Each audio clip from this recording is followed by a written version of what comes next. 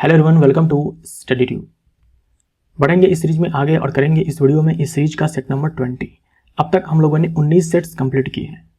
19 sets complete किए हैं। 5000 MCQ नाम से एक प्लेलिस्ट मिलेगा चैनल की प्लेलिस्ट वाले टैब में। सारे ही वीडियोज जो इस सीरीज के अंदर अपलोड किए जाते हैं वो इसी प्लेलिस्ट के अंदर अपडेट किए जाते हैं। इस सीरीज के अंदर आने वाले हर एक वीडियो का PDF अगर आप डाउनलोड करना चाहते हैं तो ये टेलीग्राम चैनल का ID है। आप इस ID के माध्यम से टेलीग्राम चैनल से जुड़ जाएं, या फिर यहाँ पर QR कोड है, इसे स्कैन करें और सीधा आप ज्वाइन करें टेलीग्राम चैनल को अगर आप PDF डाउनलोड करने में इंटरेस्टेड हैं तो। अब बढ़ते हैं वीडियो में आगे और करते हैं प्रश्नों को। हमारे पास 3 रजिस्टर्स हैं, 3 प्रतिरोधक हैं। एक का प्रतिरोध 3 ओम है, दूसरे का 10 ओम है और तीसरे का 15 ओम है। इन तीनों को लगाया जाता है समानांतर क्रम में 30 वोल्ट के बैटरी के साथ। 3 ओम प्रतिरोधक में से प्रवाहित धारा का मान होगा कुछ इस प्रकार से है कि ये 30 वोल्ट का बैटरी है और यहाँ पर 3 प्रतिरोधक हैं जो कि समानांतर क्रम में है। मान लो ये R1 है जो कि हमारे पास है 3 ओम, ये R2 है जो कि हमारे पास 10 ओम और ये R3 है जो कि है हमारे पास 15 ओम। अब देखिए ये सारे के सारे क्या है, पैरेलल में है, समानांतर क्रम में है। जब प्रतिरोधक समानांतर क्रम में लगे होते हैं तो सारे प्रतिरोधकों के लिए जो विभवांतर है वो समान ही होगा। और कितना होगा, जितने के बैटरी से, जितने विभवांतर वाले बैटरी से ये जुड़ा हुआ है। ये 30 वोल्ट जो है ना, ये इनके अक्रॉस विभवांतर है। मान लो ये पॉइंट A है, ये पॉइंट B है। अब इसी पॉइंट A B के बीच में ये R1 भी है, R2 भी है, R3 भी है। यानी ये जो हमारे पास है ना विभवांतर VAB, डेल्टा VAB, ये 30 वोल्ट है। और इसी 2 पॉइंट्स के बीच ये R1 भी कनेक्टेड है, R2 भी कनेक्टेड है, R3 भी कनेक्टेड है। इसीलिए यहाँ R3 के लिए भी यहाँ पर 30 वोल्ट होगा, R2 के लिए भी 30 वोल्ट होगा और R1 के लिए भी 30 वोल्ट होगा। अब देखो हमें यहाँ पर करंट निकालना है तो I बराबर क्या हो जाएगा, V बटे में R हो जाएगा। V हमारे पास 30 है और R है हमारे पास यहाँ पर 3, तो 10 एम्पियर। यहाँ पर 10 एम्पियर B हमारा आंसर। अगर यहाँ पर पूछता तो क्या होता है, R2 में करंट जो है कितना फ्लो होगा, तो यहाँ पर भी हम लगाते हैं 30 बटे में इसका प्रतिरोध 10 ओम है तो यहाँ पर 3 एम्पियर हो जाता। और इस वाले में अगर हम निकालते तो यहाँ पर होता हमारा 30 बटे में 15 यानी कि 2 एम्पियर। यानी पूरे सर्किट में करंट फ्लो होगा कितना, 10 एम्पियर, 3 13 एम्पियर और 2 15 एम्पियर। इस पूरे सर्किट में 15 एम्पियर का करंट फ्लो हो रहा है। यानी बैटरी से समझ लो कि 15 एम्पियर का करंट निकला, यहाँ पर जाने के बाद डिवाइड हो गया, इसमें चला गया 10 एम्पियर, इसमें चला गया 3 एम्पियर और इसमें चला गया 2 एम्पियर। तो जब प्रतिरोधक समानांतर क्रम में लगे होते हैं, विभवांतर जो है सारे प्रतिरोधकों के लिए समान ही होगा, लेकिन जो विद्युत धारा है ये बढ़ जाते हैं, ये बढ़ जाएंगे रेजिस्टेंस के हिसाब से। जहाँ रेजिस्टेंस ज़्यादा होगा वहाँ करंट कम जाएगा। यहाँ देख लो 15 वाले में से कम गया है 2 एम्पियर, 3 ओम वाले से ज़्यादा गया है 10 एम्पियर। तो यहाँ पर प्रतिरोध के हिसाब से, रेजिस्टेंस के हिसाब से विद्युत धारा है वो बढ़ जाते हैं समानांतर क्रम में, लेकिन जो विभवांतर है वो सब के लिए समान। पुष्प के मध्य में स्थित डैश मादा प्रजनन भाग होता है। अगर हम फ्लावर को देखें तो ये जो बीच वाला जो भाग होता है ये मादा प्रजनन भाग होता है। इसी को हम लोग कार्पल बोलते हैं या फिर पिस्टिल बोलते हैं, हिंदी में अंडक बोलते हैं। इसके 3 भाग होते हैं। सबसे ऊपर वाले को स्टिग्मा बोलते हैं, हिंदी में वर्तिकाग्र बोलते हैं। इस बीच वाले को हम लोग बोलते हैं स्टाइल यानी कि वर्तिका, ऊपर वाले को वर्तिकाग्र, बीच वाले को वर्तिका। और ये जो गोल वाला भाग है इसे हम लोग अंडाशय बोलते हैं जिसमें बीजांड होता है। और जो नर जनन भाग है उसे हम लोग स्टेमन बोलते हैं। ये स्टेमन है, इसके 2 हिस्से हैं। ये है एंथर जिसमें कि परागकोश होता है, सॉरी ये परागकोश है जिसमें कि परागकण होते हैं, और यह फिलामेंट जिसे हम लोग तंतु बोलते हैं। तो C हमारा क्या हो जाएगा, राइट आंसर हो जाएगा। ये जो पुंकेसर है ना, इसी को हम लोग स्टेमन बोलते हैं इंग्लिश में, स्टेमन। प्रकाश वर्ष इकाई होती है। अब यहाँ पर वर्ष है तो जल्दबाजी में हम लोग समय की इकाई ये टिक नहीं करेंगे। जो प्रकाश वर्ष है ये दूरी की इकाई है। खगोलीय दूरी मापने के लिए, लंबी दूरी मापने के लिए प्रकाश वर्ष का इस्तेमाल किया जाता है। एक एस्ट्रोनॉमिकल यूनिट बराबर होता है 1.5 × 10⁻11 मीटर। एक लाइट ईयर यानी कि एक प्रकाश वर्ष बराबर होता है 9.46 × 10⁻15 मीटर। और ये एक पार्सेक बराबर होता है 3.1 × 10⁻16 मीटर। तो दूरी की जो सबसे बड़ी इकाई है ना वो है पार्सेक। यहाँ 10⁻16 है। दूरी की सबसे बड़ी इकाई कौन है, एग्जाम में पूछा जाता है, तो ये पार्सेक है। समुद्री दूरी मापने के लिए नॉटिकल माइल का इस्तेमाल किया जाता है। ये यूनिट का इस्तेमाल किया जाता है, नॉटिकल माइल, समुद्री दूरी मापने के लिए। डैश एक बहुकोशिकीय जीव है। बहुकोशिकीय जीव है, मल्टी सेलुलर ऑर्गेनिज्म है। साइनोबैक्टीरिया, जिसे हम लोग ब्लू ग्रीन एल्गी भी बोलते हैं, ये होते हैं आपके यूनिसेलुलर, एक कोशिकीय होते हैं। और ये आपके आते हैं मोनेरा जगत में, किंगडम मोनेरा में। जो आपके माइकोप्लाज्मा है ये भी अपने आप में बैक्टीरिया है, और ये है यूनिसेलुलर। यूनिसेलुलर ये भी आपके किंगडम मोनेरा में आते हैं। सारे के सारे बैक्टीरिया जो होते हैं, साइनोबैक्टीरिया, माइकोप्लाज्मा, जो भी बैक्टीरिया है सारे किंगडम मोनेरा में आते हैं। और किंगडम मोनेरा में आने वाले जो जीव होते हैं वो आपके होते हैं यूनिसेलुलर प्लस प्रोकैरियोटिक। ठीक है। अब जो पैरामीशियम है ये आपके यूनिसेलुलर तो है, लेकिन ये है यूकैरियोटिक, और ये आपके आते हैं प्रोटिस्टा जगत में। किंगडम मोनेरा के बाद किंगडम प्रोटिस्टा। ये है आपके फंजाई, ये है फंगस, कवक। और जो कवक होते हैं वो आपके होते हैं मल्टी सेलुलर एक्सेप्ट ईस्ट। जो ईस्ट है, खमीर है, ये है कवक, और ये है आपके एक कोश की यूनिसेलुलर। सी हमारा आंसर हो जाएगा। गन मेटल मिश्र धातु होता है। गन मेटल इसलिए बोलते हैं क्योंकि गन बनाने में इसका इस्तेमाल होता है, मशीनों के पार्ट पुर्जे बनाने में इसका इस्तेमाल होता है। तो जो गन मेटल है ये कॉपर, टिन और जिंक, इन तीनों का मिश्र धातु है। कॉपर जो है लगभग 88%, टिन 10%, जिंक 2%। ये परसेंटेज जो है ऊपर नीचे हो सकता है, डिपेंड करता है कि जो गन मेटल हमें चाहिए उसकी स्ट्रेंथ क्या है, मीन्स कहाँ हमें यूज करना है, किस तरीके से इस्तेमाल करना है, इसके हिसाब से क्या है कि परसेंटेज जो है यहाँ पर थोड़ा ऊपर नीचे हो सकता है। लेकिन ज़्यादातर केस में हम लोग यही रेशियो लेते हैं और इसी को आपको याद रखना है। ये गन मेटल है। तो इस विकल्प में देखो, आप कोई भी विकल्प यहाँ पर सही नहीं है, तो आप इन सारे विकल्पों को छोड़ो। जब मैं आपको PDF दूंगा तो वहाँ पर मैं करेक्शन कर दूंगा। ये आपको याद रखना है। गन मेटल कॉपर, टिन और जिंक का मिश्र धातु है। बिग बैंग सिद्धांत निम्न में से किसकी व्याख्या करता है? बिग बैंग थ्योरी जो है किसकी व्याख्या करता है? बिग बैंग थ्योरी जो दिया था जॉर्ज लेमेत्रे ने, ये व्याख्या करता है, ये एक्सप्लेन करता है ब्रह्मांड की उत्पत्ति के बारे में, कि जो ब्रह्मांड है, जो यूनिवर्स है, ये कैसे बना होगा, कैसे क्रिएट होगा, इसके बारे में हमें ये बिग बैंग सिद्धांत बताता है। आइंस्टीन ने दिया था जनरल थ्योरी ऑफ रिलेटिविटी, ये आप जानते हो। तो इसी सिद्धांत के व्याख्या के आधार पर बिग बैंग सिद्धांत को पहली बार 1927 में बेल्जियम के पुजारी और भौतिक विज्ञानी थे जॉर्ज लेमेत्रे, इन्होंने बिग बैंग सिद्धांत दिया था। बिग बैंग सिद्धांत को ब्रह्मांड की उत्पत्ति और विकास के लिए सबसे प्रशंसनीय व्याख्या के रूप में व्यापक रूप से स्वीकार किया गया। देखिए, ब्रह्मांड की उत्पत्ति कैसे हुआ, इसके लिए अलग अलग थ्योरी हैं, कई सारे सिद्धांत हैं, लेकिन सबसे ज़्यादा मोस्ट एक्सेप्टेबल जो थ्योरी है वो है बिग बैंग थ्योरी। रक्त में पाया जाने वाला डैश शरीर में ऑक्सीजन परिवहन के लिए जिम्मेदार है। तो हमारे ब्लड में वो कौन सा हिस्सा है जो ऑक्सीजन को ट्रांसपोर्ट करता है? ये कौन सा हिस्सा है? RBC। RBC का फुल फॉर्म होता है रेड ब्लड सेल या फिर रेड ब्लड कॉर्पसल। RBC जो है लाल है, लाल रक्त कोशिका बोलते हैं इसे, लाल रक्त कणिका बोलते हैं। तो ये लाल है क्योंकि इसमें हीमोग्लोबिन है। तो हीमोग्लोबिन के साथ ये ऑक्सीजन ऐसे बाइंड करता है, ऑक्सी हीमोग्लोबिन बनाता है और फिर जाकर ट्रांसपोर्ट होता है। हीरा का अपवर्तनांक है, हीरा का रिफ्रैक्टिव इंडेक्स क्या है? ये सारे आपको ध्यान में रखने हैं। ये एयर का है, ये डायमंड का है। सबसे कठोर प्राकृतिक पदार्थ ये है जल का, वाटर का, और ये है ग्लास का। क्राउन ग्लास लिख करके आ जाए या फिर सिंपली ग्लास लिख करके आ जाए तो आपको यह याद रखना है।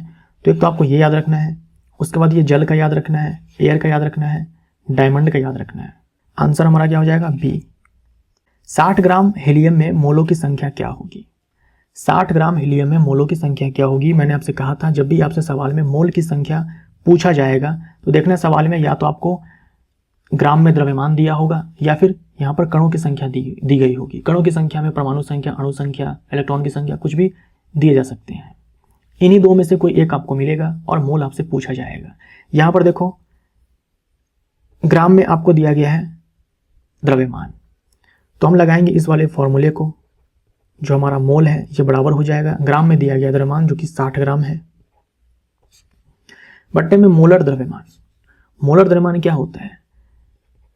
बहुत ही सिंपल है, हीलियम। हीलियम का आप जानते होंगे एटॉमिक मास, परमाणु द्रव्यमान, और ये होता कितना है? 4। या तो 4 बोल दो या फिर 4U बोल दो। तो कुछ नहीं करना है, इस U को हटा दो और यहाँ पर ग्राम लगा दो। ये मोलर द्रव्यमान है, ये एटॉमिक मास है, ये है मोलर मास। इसी 4 को हम लोग यहाँ पर पुट कर देंगे, दोनों ग्राम में है, ऊपर भी ग्राम नीचे भी ग्राम, तो यहाँ पर 15 हमारा आंसर हो जाएगा, 15 मोल। ये जो शब्द है ना मोल, ये दिया था ओस्टवाल्ड ने। ओस्टवाल्ड ने डीएनए का एक खंड जो एक प्रोटीन की जानकारी प्रदान करता है उसे डैश कहा जाता है। देखिए डीएनए का हर टुकड़ा जीन नहीं कहलाता है, डीएनए का हर टुकड़ा जीन नहीं कहलाता, ये आप ध्यान में रखिएगा। डीएनए का केवल वो टुकड़ा जीन कहलाएगा जो प्रोटीन के लिए कोड करता है। प्रोटीन के लिए कोड करने का मतलब है कि उसके पास कोड होता है जिसमें ये बात लिखी होती है कि प्रोटीन कैसा बनाना है। क्योंकि आप जानते हो डीएनए से आरएनए बनता है और आरएनए से प्रोटीन बनता है, ऐसे ही प्रोटीन बनता है। तो ये जो डीएनए होता है जिससे जो आरएनए में कन्वर्ट होता है फिर प्रोटीन बनता है, यही आपका जीन होता है। लेकिन डीएनए का हर टुकड़ा जो है प्रोटीन के लिए कोड नहीं करता है, तो जो टुकड़ा प्रोटीन के लिए कोड नहीं करेगा उसे हम लोग जीन नहीं बोलेंगे, केवल उसी को हम लोग जीन बोलेंगे जो प्रोटीन के लिए कोड करता है। तो जीन हमारा आंसर हो जाएगा। जीन शब्द जोहानसन ने दिया था। निम्न में से कौन हमेशा छोटा और सीधा प्रतिबिंब बनाता है? छोटा और सीधा। समतल दर्पण की अगर हम बात करें, सीधा तो बनाता है लेकिन समान आकार का बनाता है, समान आकार का बनाता है। अवतल दर्पण की बात करें, इसमें भी सीधा प्रतिबिंब बन सकता है। एक केस है जब हम वस्तु को रखते हैं ध्रुव और फोकस के बीच में, कई बार आपको बता चुका हूं, तो सीधा बनता है। सीधा प्रतिबिंब आभासी होता है, ये आपको ध्यान में रखना है। लेकिन यहाँ पर बड़ा बनता है, साइज में जो प्रतिबिंब है ना वो बड़ा बनता है। अगर हम उत्तल लेंस की बात करें तो यहाँ भी एक केस मिलेगा आपको जब सीधा बनेगा प्रतिबिंब, सीधा बनेगा और बड़ा बनेगा। बस उत्तल दर्पण है, उत्तल दर्पण में ऑलवेज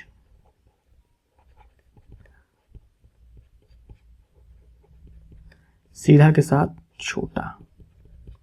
उत्तल दर्पण में कभी भी बड़ा प्रतिबिंब नहीं बनता है, कभी भी वास्तविक प्रतिबिंब नहीं बनता है।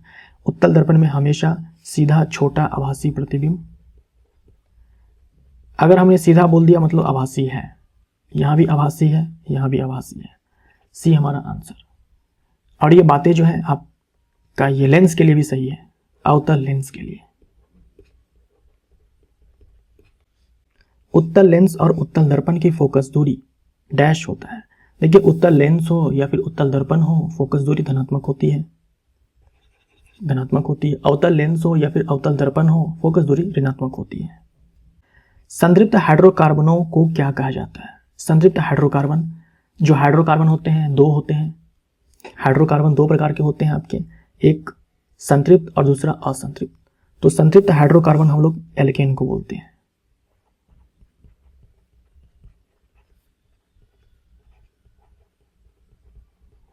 ये आपका एल्केन, संतृप्त हाइड्रोकार्बन, एल्केन। और अनसैचुरेटेड असंतृप्त, इसमें है एल्कीन और है एल्काइन। क्षारीय धातु को आधुनिक आवर्त सारणी में कौन से समूह में रखा गया है? क्षारीय धातु यानी कि अल्कली मेटल्स, अल्कली मेटल्स। देखिए यह है अल्कली मेटल्स, क्षारीय धातु। यहाँ पर कलर देख लो, यह आपके क्षारीय धातु। उसके बाद जो समूह संख्या 2 है, इसमें है क्षारीय मृदा धातु। क्षारीय धातु समूह 1, क्षारीय मृदा धातु समूह 2, अल्कलाइन अर्थ मेटल्स। तो पहला समूह हमारा आंसर हो जाएगा। जो डी ब्लॉक के आपके धातु हैं इसे हम लोग संक्रमण धातु बोलते हैं। जो एफ ब्लॉक के धातु है इसे हम लोग आंतरिक संक्रमण धातु बोलते हैं। तो अगर हम एस ब्लॉक में हाइड्रोजन को छोड़ दें तो सारे के सारे धातु हैं, डी ब्लॉक में सारे के सारे धातु हैं, एफ ब्लॉक में सारे के सारे धातु हैं। जो हमारा ये पी ब्लॉक है इसमें धातु भी है, अधातु भी है, उपधातु भी है। आवेश की SI इकाई क्या है? आवेश की SI इकाई कूलम है। कूलम कैपिटल C से हम लोग दिखाते हैं, डिनोट करते हैं।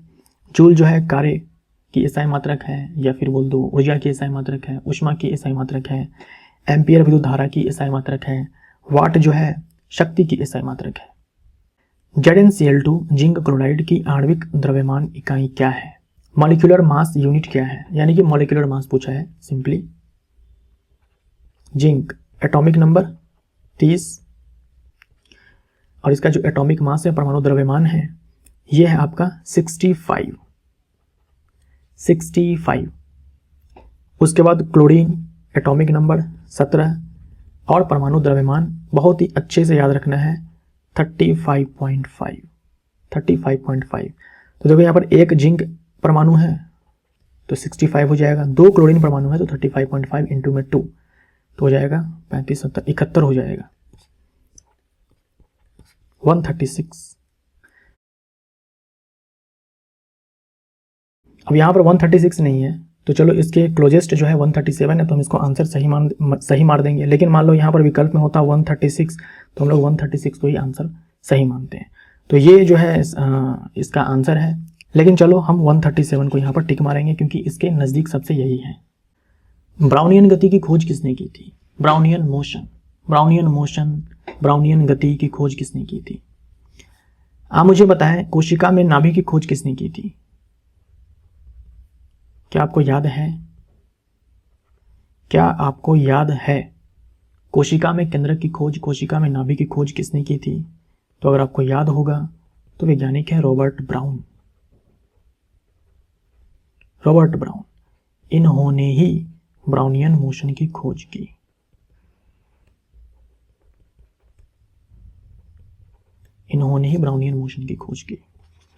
डी हमारा आंसर हो जाएगा। ये स्कॉटलैंड के थे, बोटनिस्ट थे और 1827 में इन्होंने ब्राउनियन मोशन की खोज की। देखिए ब्राउनियन मोशन क्या है? जैसे हवा है, पानी है, इनमें जो छोटे छोटे कण होते हैं जो लटके होते हैं और वो जिग जैग मोशन करते हैं, रैंडम मोशन करते हैं, है ना, रैंडम मोशन करते हैं। इसी मोशन को सबसे पहली बार इन्होंने देखा था तो इस मोशन को नाम दे दिया गया ब्राउनियन मोशन, क्योंकि इस मोशन की खोज इन्होंने की थी। इन्होंने खोज की थी पानी में निलंबित पराग कण के गति को। पानी में जब इन्होंने पराग कण को डाला तो उन्होंने देखा कि रैंडम मोशन हो रहा है पराग कणों का, और इसी को इन्होंने नाम दिया ब्राउनियन मोशन। देख लो इस प्रकार से जिगजैग मोशन, किसी भी डायरेक्शन रैंडम मोशन। तो रॉबर्ट ब्राउन आंसर हो जाएगा। नाभि की खोज किसने की? रॉबर्ट ब्राउन ने। कोशिका में नाभि की खोज की रॉबर्ट ब्राउन ने। परमाणु में नाभि की खोज की थी रदरफोर्ड ने। डैश सबसे तन्यशील धातु है। सबसे तन्यशील कहने का मतलब क्या है कि हम खींच करके तार बना सकते हैं। धातुओं की भौतिक विशेषता होती है कि जो धातु होते हैं वो होते हैं डक्टाइल, यानी तन्यशील होते हैं, खींच करके उसे हम तार बना सकते हैं। और जो धातु होते हैं वो होते हैं मेलिएबल, यानी कि आघातवर्धन, पीट करके पतली चादर के रूप में ढाल सकते हैं। तो मोस्ट डक्टाइल, सबसे ज़्यादा डक्टाइल और सबसे ज़्यादा मेलिएबल, सबसे ज़्यादा तन्यशील और सबसे ज़्यादा आघातवर्धन, दोनों के लिए आंसर होगा गोल्ड, सोना। 1 ग्राम सोने से 2 किलोमीटर लंबी तार बनाई जा सकती है। बायोगैस में मीथेन का प्रतिशत कितना है? बायोगैस में जो मीथेन है 75% तक हो सकता है, जरूरी नहीं है कि हो, लेकिन हो सकता है। सबसे ज़्यादा अमाउंट में जो बायोगैस में कंपोनेंट है, कॉन्स्टिट्यूएंट है, वो मीथेन है, 75% तक हो सकता है। उसके बाद कार्बन डाइऑक्साइड है, हाइड्रोजन सल्फाइड है, हाइड्रोजन है। ये 4 आपको ध्यान में रखने हैं। निम्न में से कौन सा एंजाइम अग्नाशय द्वारा स्रावित होता है? अग्नाशय यानी कि पैनक्रियाज, जो कि एक मिश्रित ग्रंथि है। ये जो माल्टेज है, सुक्रेज है, लैक्टेज है, ये सारे जो एंजाइम्स हैं ये है आपके आंत रस के, यानी कि छोटी आंत में जो आंत रस का स्राव होता है उसमें ये सारे एंजाइम्स होते हैं। इंटेस्टिनल जूस में सारे एंजाइम्स हैं। देखो माल्टेज क्या करेगा? माल्टोज को ग्लूकोज में तोड़ेगा। जैसे स्टार्च को लार में जो एमाइलेज होता है उसको माल्टोज में तोड़ता है, फिर माल्टोज को तोड़ेगा ग्लूकोज में माल्टेज, छोटी आंत में। लैक्टोज जो कि दूध में शर्करा है, इसे ग्लूकोज और ग्लैक्टोज में तोड़ेगा लैक्टेज, और सुक्रोज को तोड़ेगा सुक्रेज, ये ग्लूकोज और फ्रक्टोज में। ये सारे आपके डाइसेक्राइड्स हैं और ये सारे आपके मोनोसेक्राइड्स हैं। डाइसेक्राइड इसलिए बोल रहा हूँ क्योंकि यहाँ पर 2 मोनोसेक्राइड यूनिट्स मिल रहे हैं सारे में। उसके बाद और भी एंजाइम्स होते हैं आपके ये इंटेस्टिनल जूस में। न्यूक्लियोटाइडेज है जो कि न्यूक्लियोटाइड्स को न्यूक्लियोसाइड्स में तोड़ेगा। फिर ये न्यूक्लियोसाइड्स को न्यूक्लियोसाइडेज ये शुगर में तोड़ेगा। ये सब आपसे एग्जाम में नहीं पूछा जाता है, आपके लिए इंपॉर्टेंट है ये माल्टेज, लैक्टेज एंड सुक्रेज। और इम्पॉर्टेंट है ये लाइपेज। इंटेस्टिनल जूस में, आंत रस में आपके ये लाइपेज भी होते हैं जो ये फैट को, वसा को वसीय अम्ल और ग्लिसरॉल में तोड़ेगा। उसके बाद ये डाइपेप्टाइडेज जो एंजाइम है, ये डाइपेप्टाइड को अमीनो एसिड में तोड़ेगा। हमारे आमाशय में पेप्सिन एंजाइम का स्राव होता है। ये पेप्सिन क्या करता है, जो भोजन में प्रोटीन होता है आमाशय के अंदर, इसे कन्वर्ट कर देता है पॉलीपेप्टाइड्स में। इसी को हम लोग पेप्टोन्स बोल देते हैं, है ना, कि प्रोटीन टूटा पेप्टोन्स में। उसके बाद ये जो पेप्टोन्स हैं इसे पेप्टाइड्स में कन्वर्ट करेगा ट्रिप्सिन। ये ट्रिप्सिन जो है पैनक्रियाज का एंजाइम है। ये हमारा आंसर हो जाएगा। ये है स्टमक में, ये है पैनक्रियाज में, और ये जो पेप्टाइडेज है ना, ये है स्मॉल इंटेस्टाइन में। ये इंटेस्टिनल जूस में यहाँ है ना, ये जो पेप्टाइड्स हैं इसको तोड़ेगा अमीनो एसिड में। कौन? ये पेप्टाइडेज। ये एंजाइम है इंटेस्टिनल जूस का जो यहाँ पे लिखा गया है। उस धातु का नाम बताएं जिसे चाकू से काटा जा सकता है। तो 3 धातु हैं, लिथियम, सोडियम, पोटेशियम। ये तीनों ही जो होते हैं सॉफ्ट होते हैं, इन तीनों को चाकू से काटा जा सकता है। लेकिन एग्जाम में विकल्प में आपको हमेशा मिलेगा सोडियम। अब तक तो मैंने सोडियम ही देखा है, तो आप सोडियम ही याद रखिए मेनली। याद आप ये तीनों रखो, लेकिन मान लो कभी इन तीनों में से किसी एक के साथ जाना हो तो आप सोडियम के साथ जाएंगे। और ये तीनों जो है ना पानी से भी हल्के होते हैं, लाइटर देन वाटर। लाल चींटी में कौन सा अम्ल पाया जाता है? लाल चींटी में, या फिर सिंपली चींटी में बोल दे, मधुमक्खी के डंक में बोल दे, फॉर्मिक अम्ल हमारा आंसर हो जाएगा।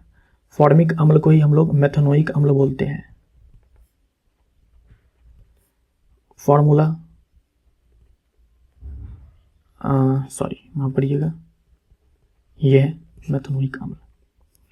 ऑक्जेलिक अम्ल ये आपको मिलेगा टमाटर में, इसका फॉर्मूला नहीं याद रखना है। मैलिक अम्ल मिलेगा एप्पल में। केल्विन पैमाने का मानक कमरे का तापमान कितना होता है? कमरे का तापमान हम लोग बोलते हैं 25 डिग्री सेल्सियस को, मेनली 25 डिग्री सेल्सियस को ही बोलते हैं। तो अगर डिग्री सेल्सियस को केल्विन में कन्वर्ट करना है तो 273 हम ऐड करते हैं। 273 ऐड करेंगे तो कितना हो जाएगा? 298 केल्विन। 5 3 8 7 2 9 298 केल्विन। डैश रक्त का वह भाग है जिसमें 92% जल होता है और शेष 8% में प्रोटीन, खनिज, हार्मोन, एंजाइम और अन्य पदार्थ होते हैं। जो ब्लड है इसमें 55% प्लाज्मा है और इस 55% प्लाज्मा में 90 से 92% जल है। बाकी जो यहाँ पर बचा 8 से 10%, इसमें आपके ये सारे आ सकते हैं, प्रोटीन, खनिज, हार्मोन, एंजाइम, अन्य पदार्थ। तो 90 से 92% जो है प्लाज्मा है, 90 से 92% जो है ये पानी है, जल है, किसमें? प्लाज्मा में। विद्युत परिपथों को अति तापन यानी कि ओवरहीटिंग से किससे बचाया जा सकता है? ओवरहीटिंग या फिर ओवरलोडिंग, इन दोनों से बचाने के लिए जो डिवाइस हम लोग इस्तेमाल करते हैं सेफ्टी पर्पज से, वो है फ्यूज वायर, लेड और टीन का मिश्र धातु है। इसके बारे में याद रखेंगे, मेल्टिंग पॉइंट जो है लो होता है, कम होता है, और जो प्रतिरोध है इसका हाई होता है। और इसे हम लोग लगाते हैं श्रेणी क्रम में, सीरीज में। शंट आपने सुना है? शंट। गैल्वेनोमीटर तो आपने सुना होगा। करंट के डायरेक्शन को पता करने के लिए हम लोग गैल्वेनोमीटर का इस्तेमाल करते हैं। या फिर जो बहुत ही छोटे अमाउंट के करंट होते हैं, बस हमें ये डिटेक्ट करना है कि करंट है या नहीं है। जैसे माइक्रो एम्पियर में करंट है या फिर मिली एम्पियर में है, तो ये करंट को ये गैल्वेनोमीटर माप सकता है। ज़्यादा करंट फ्लो करवाएंगे तो ये गैल्वेनोमीटर खराब हो जाएगा।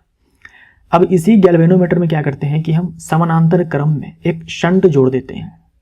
जैसे ही हमने गैल्वेनोमीटर में शंट जोड़ दिया, ये गैल्वेनोमीटर है और इसके पैरेलल में हमने क्या करा, एक शंट जोड़ दिया। अब ये पूरा अपने आप में एमीटर है, जो आप जानते हो विद्युत धारा मापने के लिए इसका इस्तेमाल होता है, श्रेणी क्रम में हम इसे लगाते हैं। तो गैल्वेनोमीटर को एमीटर में कन्वर्ट करने के लिए हम क्या करते हैं, समानांतर क्रम में एक कम प्रतिरोध का प्रतिरोधक जोड़ते हैं। ये चीज़ आपको ध्यान में रखना है कि जो शंट है ना, इसका रेजिस्टेंस जो है, इसका जो रेजिस्टेंस है ये लो होता है, लो रेजिस्टेंस का ये होता है कौन, शंट। तो गैल्वेनोमीटर है, इसके समानांतर में हम लोग कम प्रतिरोध का प्रतिरोधक जोड़ेंगे, तब वो एमीटर कहलाएगा और ये जो प्रतिरोधक होगा इसे हम लोग शंट बोलेंगे। तो यहां पर हमारा सेट नंबर 20 समाप्त होता है। वीडियो अगर आपको अच्छा लगा हो तो वीडियो को लाइक जरूर करें। मिलते हैं अगले सेट में, सेट नंबर 21 में। Thank you so much.